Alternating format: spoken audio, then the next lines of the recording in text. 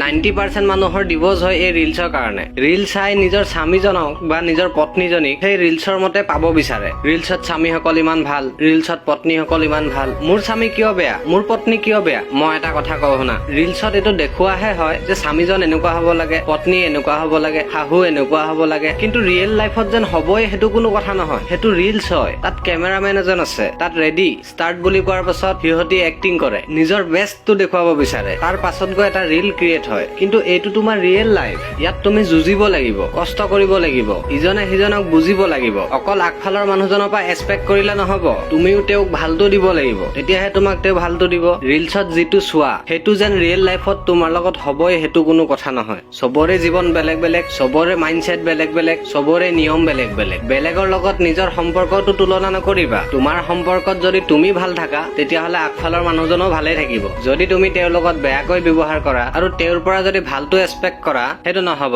তুমি তেওঁক ভালকৈ ব্যৱহাৰ কৰিলে তেওঁ তোমাক ভালকৈ ব্যৱহাৰ কৰিব। গতিকে ভুল যাৰে হওক ঠাণ্ডা মগজেদি শুধৰাবলৈ শিকা। খঙত সদায় ভুল সিদ্ধান্তই লোৱা হয়। ধন্যবাদ।